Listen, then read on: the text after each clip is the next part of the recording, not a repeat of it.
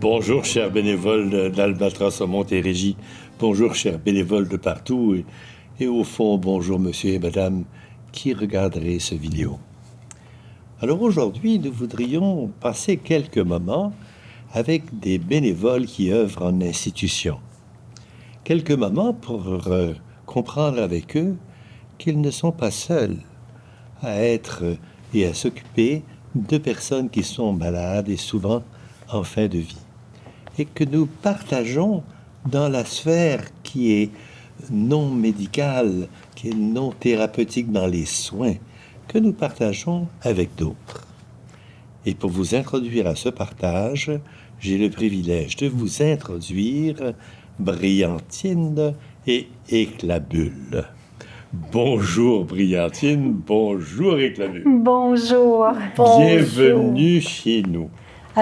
Merci, grand plaisir. Alors, nos bénévoles ont la surprise de voir tout à coup deux clowns munis de leur nez rouge, de leur sourire, de leurs fleurs, de leur couleur, de leur dynamisme, venir expliquer ce qu'ils font auprès des malades institutionnels. Parlez-moi d'abord un peu... Ah, j'ai oublié. Je sais que vous n'êtes pas des clowns en exercice, et quand vous n'êtes pas en exercice, vous ne portez pas le nez. Alors, nous allons commencer par devenir non en exercice pour parler du travail de bénévole clown. Absolument. Merci. Alors, sur ce point, on enlève nos nez. Et maintenant, je peux dire bonjour à Maryse Bouvette. Exact. Et je peux dire bonjour à Chantal Gourde. Exactement, Merci. bonjour. Bonjour, merci de votre disponibilité. Je crois que c'était utile de vous voir avec le nez, parce que quelque part, ça vous représente dans ce que vous faites. Exactement. Alors, je comprends que vous êtes toutes les deux membres de Clown Tendresse. Chantal, c'est quoi Clown Tendresse? En fait, Clown Tendresse, c'est un organisme à but non lucratif en Outaouais. Ça a été créé pendant la pandémie, en 2020. Nous souhaitions pouvoir continuer et faire quelque chose de différent pour les gens qui sont vulnérables, les enfants aussi. Alors, on est une vingtaine de clowns et nous sommes maintenant statut de bienfaisance. D'accord. En d'autres termes, vous venez comme clown? Oui, exactement. D'accord. Oui, oui. Dans un milieu institutionnel. Exactement. Comment ça se passe, ça? Vous venez avec votre nez rouge? on arrive habillé comme ça. Comme on n'est pas en travail dans le stationnement, on marche sur le trottoir, on arrive à l'hôpital ou en milieu de soins palliatifs. Et une fois qu'on entre sur l'étage ou près des personnes qu'on a à visiter, c'est là qu'on met notre nez. Et là, vous commencez un travail. Et c'est quoi ce travail? Qu'est-ce que vous faites? Ah. Ce qu'on fait, le clown relationnel, ce qu'il fait, c'est que quand il entre dans ce qu'il fait, c'est qu'il entre en relation avec la personne que l'on visite. Le clown, c'est quelqu'un qui est connecté à son cœur, connecté à son bien-être et au bon vouloir d'apporter dans le moment présent à la personne visitée quelque chose qui sort de l'ordinaire, qui apporte de la couleur, du bonheur, par le rire, par l'humour. On veut faire la différence pour ces gens-là. On veut faire la différence dans leur journée. On veut faire en sorte que quand on sera parti, ils vont encore penser à nous. On a même des gens qui nous ont dit, écoutez, vous nous avez apporté tellement de légèreté, vous nous avez calmés, et quand vous serez partis puis que je vais être triste, c'est à vous que je vais penser. Puis il y en a qui insistent pour être pris en photo. Alors, c'est très intéressant. Et en fait, la façon qu'on entre dans la chambre, c'est un peu par l'effet surprise. Il nous regarde et il y a vraiment un effet surprise. Puis cet effet-là, on dirait que ça arrête le temps. Il y a comme un arrêt. C'est comme, whoop, un clown en milieu de soins palliatifs. Et cet arrêt-là, on dirait que ça crée une espèce de terrain fertile pour la créativité. C'est une invitation à l'authenticité, une invitation au sourire, au bonheur, une invitation à la liberté, à la légèreté. Hein? Au fond, ces gens qui sont peut-être un peu emprisonnés dans l'histoire un peu sombre qu'ils vivent, qui ont des préoccupations, qui ne savent pas quel est leur futur, qui sont en train de penser à des problèmes avec leurs proches, qui ne sont pas complètement réglés, tout à coup, voient apparaître une petite explosion de couleurs et de vivacité qui les extrait de ça. Et pendant un certain temps, ils sont comme libérés de ça. Et ils refont l'expérience d'être libres. Et peut-être que vous aurez par conséquent un futur relationnel qui vient de sortir de l'habitude un peu sombre du quotidien récent. Oui, hein, ça dépayse du contexte de la maladie, la lourdeur. En fait, le clown, quand il entre dans la chambre, lui, c'est pas le malade ou la maladie qu'il voit, c'est l'humain. L'humain qui est là, qui est encore vivant, qui nous regarde et qui dit « Oh, mon Dieu, que ça fait du bien! Oh, vous nous donnez un moment dans notre journée où on oublie où on est. » Et c'est ça, notre but. C'est ce qu'on veut faire. D'accord. C'est un peu une permission. La permission d'aller là, d'aller vers le « tout est possible ». De sortir de nos cadres, le cadre que la société nous impose. Hein? Le foufou n'est pas toujours bienvenu, mais nous, on leur donne la chance de sortir de s'éclater. Ouais. Hein? On a tous un enfant. Chaque humain a un enfant en lui, mais qui a été perdu en quelque part. Et le clown vient chatouiller un peu cet enfant-là, puis s'il veut bien, il va sortir. Hein? Ça, c'est intéressant parce que le public pense normalement que le clown s'adresse à des enfants. Mais vous ne vous adressez pas à des enfants. Absolument pas. Dites-moi quelle est la différence que vous voyez entre les deux publics, un public adulte et malade versus un public enfant et malade. En fait, je vous dirais que le clown relationnel voit la même chose. Il entre en relation autant avec l'enfant que l'adulte de la même façon, avec le cœur, avec une sensibilité, avec un vouloir d'apporter à cette personne-là un moment de qualité, c'est toujours un moment où il oublie, un moment où est-ce qu'il peut juste se laisser aller. Alors, avec un enfant, c'est que tout dépendant, un enfant, c'est toujours plus spontané, parce que c'est ça, l'enfant. Puis le clown, quand on va chercher l'enfant en soi, c'est ça, c'est la spontanéité, c'est la naïveté, c'est tout ça, c'est le vouloir apporter de la bienveillance et du bonheur. C'est ça, le clown relationnel. Alors, c'est ce qu'il fait autant avec l'adulte que l'enfant. C'est sûr qu'on a très peu d'expérience dans le clown tendresse avec les enfants en soins palliatifs. Mais je suis absolument d'accord avec ce que Chantal vient de dire, c'est que l'approche est la même. Puis l'enfant, lui, bien, il a plus d'imaginaire. Hein? Il est spontané déjà. Alors, il embarque plus facilement. Mais l'approche est la même. L'approche est la même. Mais moi, je retiens cette surprenance dans laquelle que vous proposez, ce moment improbable et dans lequel tout d'un coup on s'évade. On s'évade un peu, mais pas d'une évasion pour mettre sous le tapis, d'une évasion pour redevenir soi-même. Exactement. Et là, je trouve que vous avez c'est une belle approche, une approche qui correspond aux soins palliatifs dans lequel nous voulons que les gens soient le plus possible eux-mêmes, tant que c'est possible pour eux. Oui. Nous n'accompagnons que des vivants. Exactement. Et puis, peut-être qu'ensemble, on peut les rendre encore plus vivants. Plus vivants. Est-ce que vous me donneriez un petit exemple pour que notre public comprenne?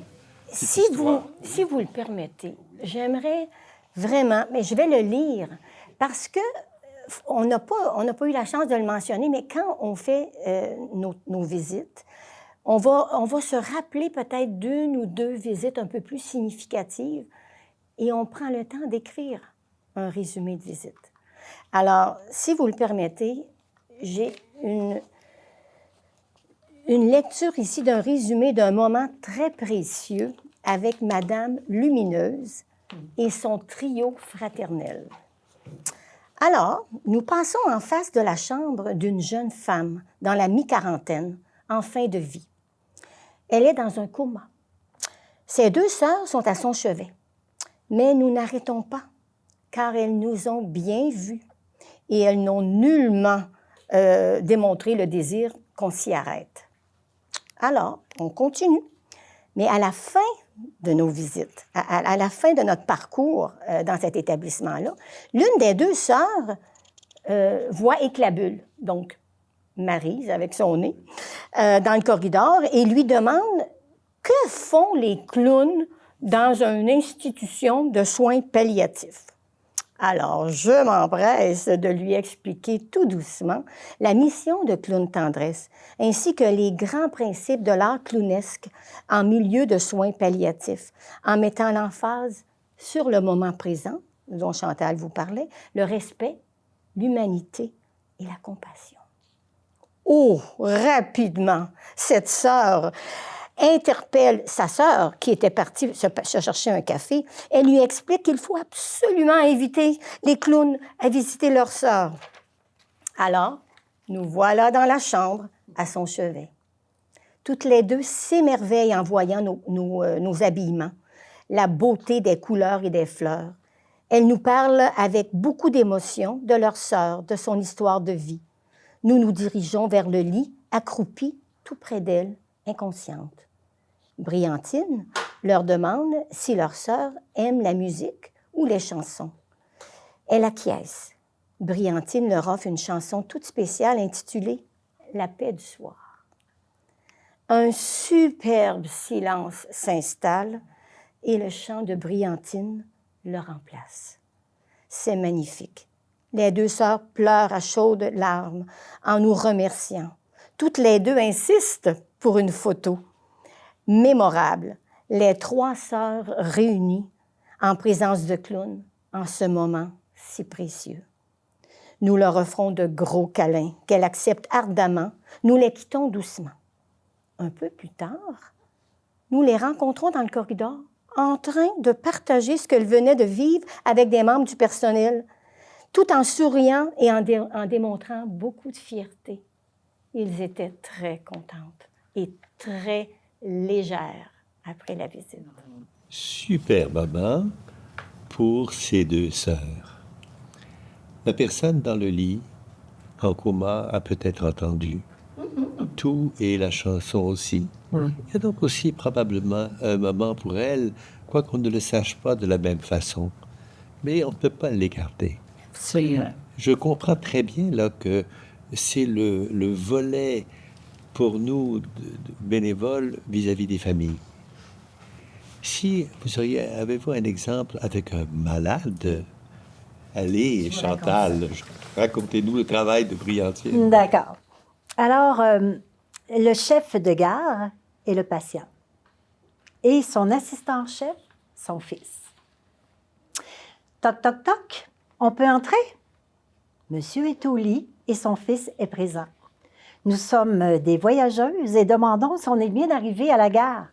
Et son fils de nous répondre, « Mais bien sûr, vous êtes à la gare de Sherbrooke, station 170, entrée. » Tchou-tchou, nous sommes enfin arrivés, après des kilomètres de marche. Heureuse enfin de se déposer. On se présente, Briantine et rayonne, les clowns, et le fils prend charge de nos bagages. D'un commun accord, le papa, le chef de gare, et son fils, son assistant-chef, nous discutons de merveilleux moments que nous avons eus pendant notre voyage. Le chef et son assistant nous partagent certains moments merveilleux, souvenirs, qu'ils ont aussi vécus au fil du temps. La conversation est enjouée et le jeu est un cadeau pour chacun de nous. Quel beau partage! Mais quelle surprise nous avons eue lorsque l'assistant-chef souhaite nous offrir un cadeau. Les clowns, on aime ça, des cadeaux. Ce sont des pierres d'énergie peintes par une amie. L'assistant nous en explique le fonctionnement. Après l'expression de leurs émois, devant cette générosité, Rayonne sort des dizaines de mouchoirs de son corsage parce qu'elle pleure, elle doit s'essuyer les larmes. Je prends la pierre précieuse dans mes mains et je tends la main au chef de gare avec la pierre dans mes mains pour ainsi partager l'énergie de ce précieux présent. Rayonne, elle, fait de même avec l'assistant-chef pour finalement créer une ronde à 4. Le chef de gare et son assistant ont le sourire aux lèvres. Et voilà que le chef de gare, le père, complimente son adjoint, chef, son fils, en nous disant qu'il est extra, extra bon. Le sifflet du train résonne au loin, mais avant de partir, nous chantons ensemble. Et le chef de gare nous partage avec joie de précieux souvenirs qu'ils ont en mémoire. Son fils nous montre l'album et monsieur le chef de gare a 5 ans et qui a maintenant, aujourd'hui, 95 ans. On repart prendre le train en les remerciant chaleureusement.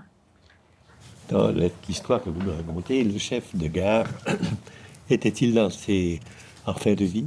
Oui. Il était en fin de vie. Il était en fin de vie. Et donc, moi, je retiens plusieurs choses de cette très belle histoire. En particulier, qu'il a eu une liberté d'entrer dans une histoire qui n'était pas la sienne.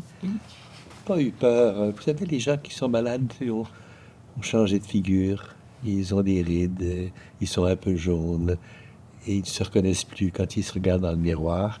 Et donc, c'est encore peut-être plus facile de devenir chef de gare et de rentrer dans un rôle. Et j'apprécie beaucoup le lien entre père et fils aussi. Je trouve que vous avez permis de dire des choses qui n'auraient peut-être pas dit comme ça. C'est exactement ça. Donc, c'est formidable. C'était une belle expérience. C'est un terrain fertile qu'on disait tantôt. Alors, ça l'a surgi. Et pour ajouter, quand nous sommes sortis de la chambre et avons parlé avec le personnel soignant, et leur avons expliqué comment ça s'était passé, ils étaient tous très, très surpris. Parce que quand le chef de gare, le monsieur, c'est un homme très discret, qui n'osait pas demander et qui était... les gens avaient... Quand ils entraient, ils posaient la question s'il y avait besoin, puis il n'y avait jamais besoin, il y avait juste...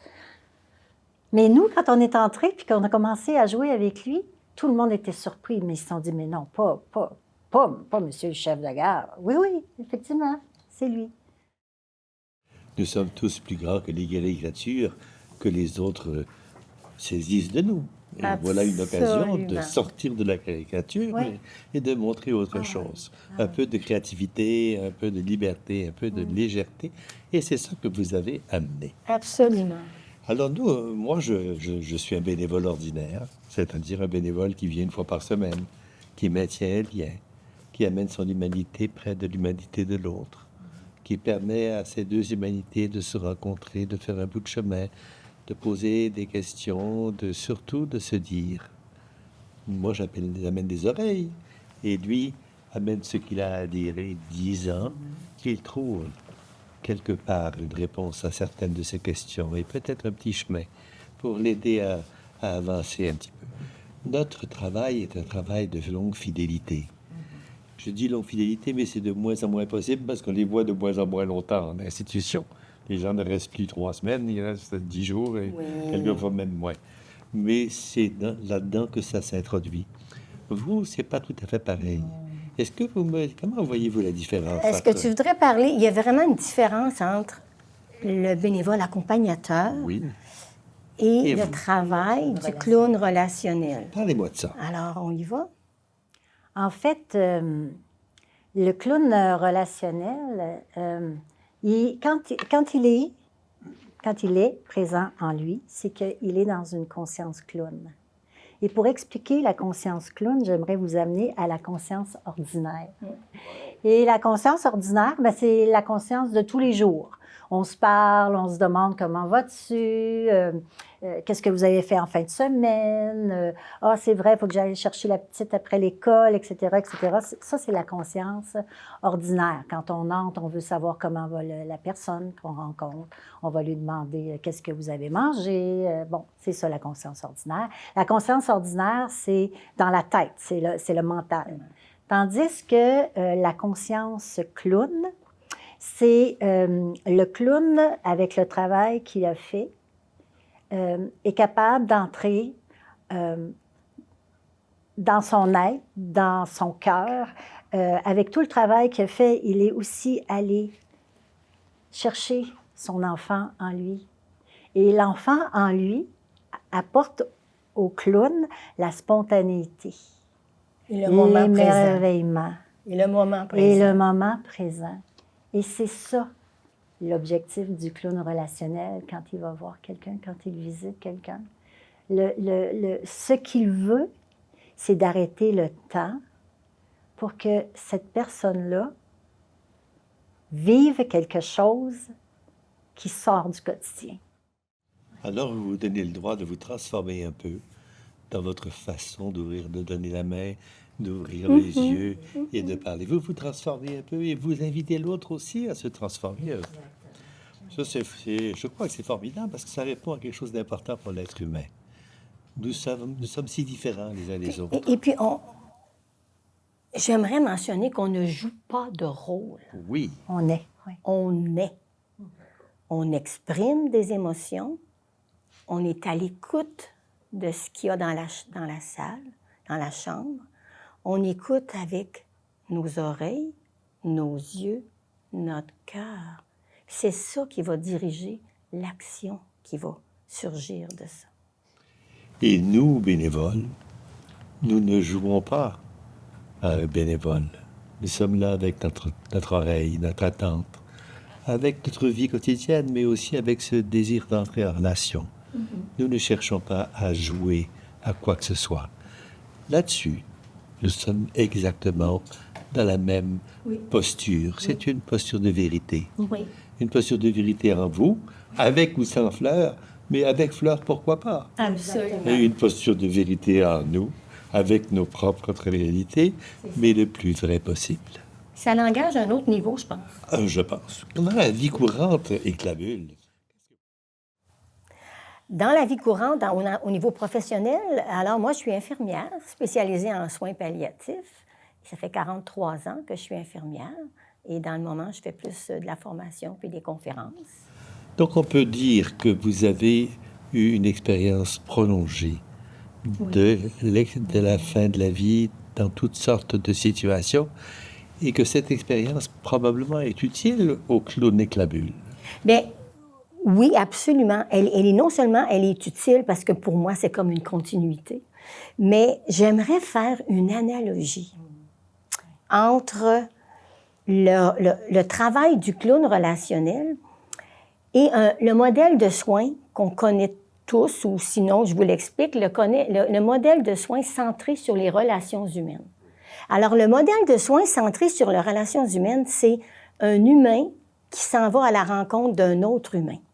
Donc, le professionnel entre dans la chambre d'abord comme humain et il vient rencontrer la personne qui est installée dans cette chambre-là, cet autre humain-là. Deux humains se rencontrent. Dans un deuxième temps, le professionnel prend son rôle de professionnel et la personne installée dans la chambre prend son rôle de personne qui a besoin de soins médicaux. Le clown fait la même approche. Donc, un être humain qui entre en relation avec un autre être humain, mais il n'y a pas de deuxième temps. Nous demeurons en relation dans ce moment présent, dans l'être et dans la recherche de connexion, de contact avec l'autre. Je comprends très bien. Et vous, brillantine Chantal, quand vous n'êtes pas clown, vous faites quoi dans la vie? En fait, moi, je suis présentement à la retraite. J'ai été toute ma vie éducatrice. J'ai travaillé avec des enfants toute ma vie. Et en 2020, après plusieurs années de formation comme clown, on a, comme je disais, créé Clown Tendresse. Alors, je suis cofondatrice avec Marie-Nicole Lamoureux et moi-même. Donc, ça, c'est la passion, c'est